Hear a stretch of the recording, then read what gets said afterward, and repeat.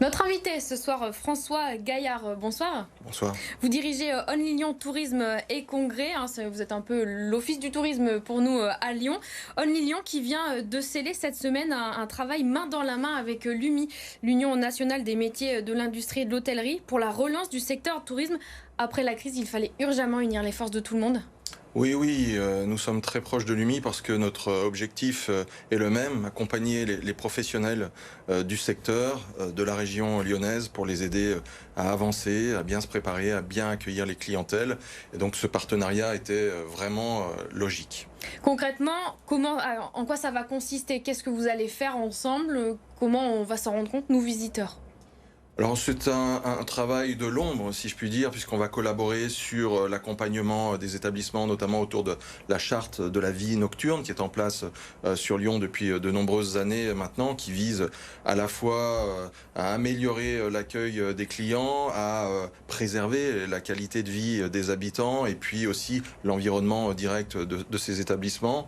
On va travailler ensemble aussi sur le déploiement de notre charte sérénité qui a été mise en place au moment des premiers confinements pour créer de la réassurance sanitaire pour les visiteurs et faire en sorte que la découverte de nos établissements lyonnais se fasse en toute plénitude.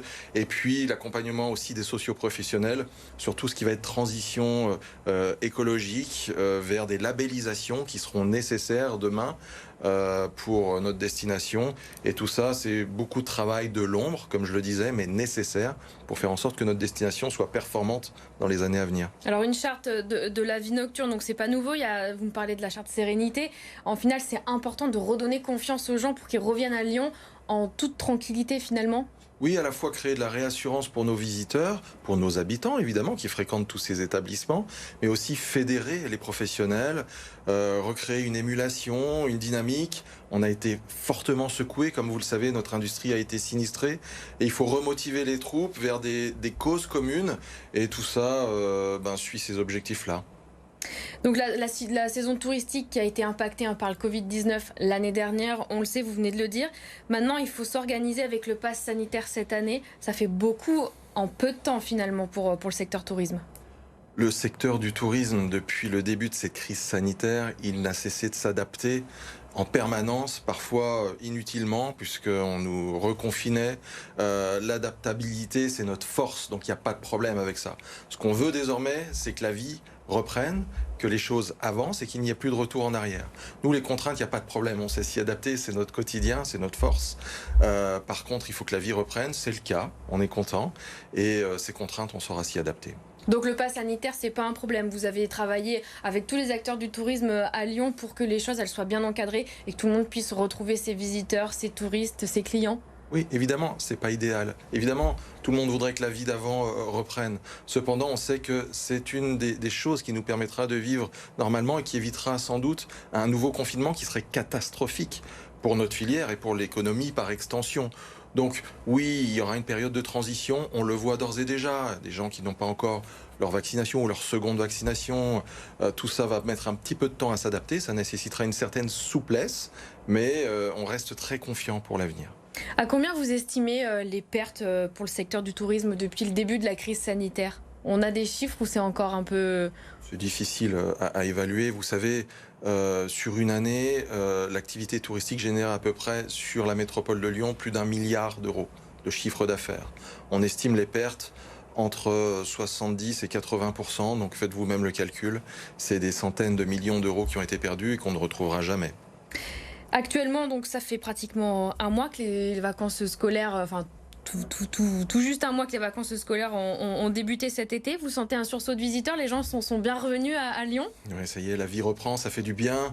Même si, comme je le disais, elle reprend doucement, c'est pas grave. Nous, on veut aller de l'avant. Aujourd'hui, par exemple, dans l'hôtellerie, on est sur des taux d'occupation qui avoisinent les 65%.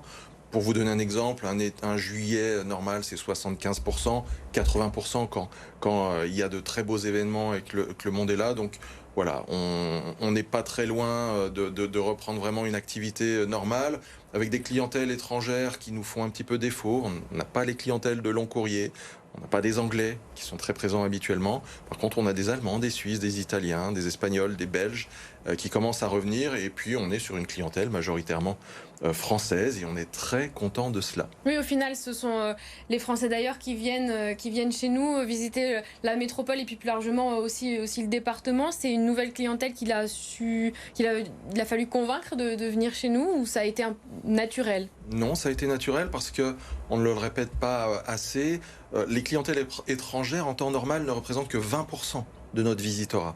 On a toujours eu à Lyon une clientèle nationale très présente, et donc pour nous ça a été aussi une capacité de résilience forte, de reprise d'activité rapide, puisque ces clientèles sont revenues naturellement, et c'est une des forces de notre destination, contrairement à d'autres destinations comme Paris notamment, qui sont très dépendantes des clientèles internationales, ce qui n'est pas le cas ici. Finalement, notre force aussi par rapport à la capitale et à Paris, c'est le fait que les gens se sentent peut-être un peu plus rassurés aussi à Lyon. Il y a moins de monde, c'est moins grand, on se sent plus en sécurité, que ce soit au niveau sanitaire ou autre. Exactement, vous avez raison, Lyon est une ville à taille humaine, donc qui a tous les avantages d'une grande, en termes d'accessibilité, de richesse culturelle et d'offres touristiques, mais à taille humaine, c'est une ville où on peut respirer, on ne se sent pas en stress, on n'est pas obligé de prendre non plus les transports en commun toutes les 2 minutes, puisque tout est accessible à pied, et évidemment, c'est un critère de choix important pour nos visiteurs en ce moment, plus tous les dispositifs que nous mettons en place. On en parlait avec l'UMI, les chartes sérénité, les chartes d'accueil de la vie nocturne, voilà, qui créent de la réassurance. Un point rapide sur les événements phares de cet été, qu'est-ce qu'il ne faut pas louper quand on est visiteur à Lyon? Tous les grands événements habituels, vous savez, on est là dans les nuits de Fourvière, les nuits sonores qui donc ont une programmation en juillet cet été, voilà. Et puis, vous savez, moi, j'incite les gens surtout à reprofiter de la ville, à retourner dans nos parcs, dans nos jardins, dans notre vieux Lyon qui a fortement souffert de la désertion des clientèles internationales. Réappropriez-vous ces quartiers parce qu'ils sont d'abord pour les Lyonnais, pour les grands Lyonnais.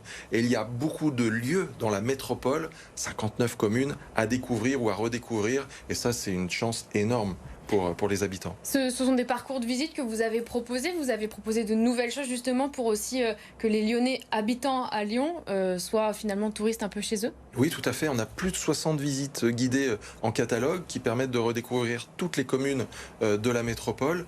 Des choses parfois vraiment mal connues.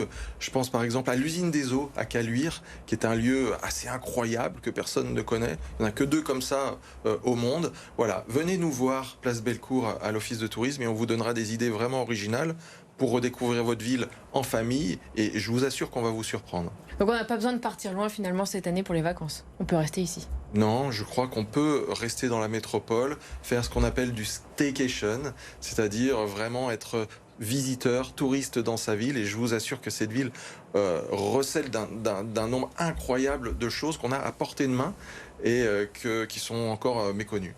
Est-ce que vous sentez que les modes de consommation des touristes, qu'ils soient français ou étrangers, ont changé avec cette crise sanitaire? On ne visite plus la ville de la même façon? Les comportements de consommation ont changé pendant les confinements, et je pense qu'à la marge, un certain nombre vont rester. On va être beaucoup plus contemplatif, on va prendre le temps, sans doute moins consommer Les gens restent plus longtemps aussi peut-être à Lyon? Les gens restent plus au même endroit, oui, pour prendre le temps, pour moins se déplacer aussi, c'est une évidence. Voilà, on ne se déplacera plus demain comme on l'a fait jusque-là.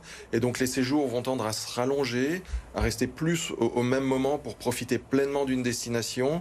On va sans doute moins zapper, moins se déplacer et plus profiter du moment et de l'endroit où on se trouve. Merci François Galère d'avoir Merci été notre invité ce soir, on l'a bien compris. Profitons de Lyon cet été, il y a tellement de choses à faire dans notre belle agglomération. Merci à vous.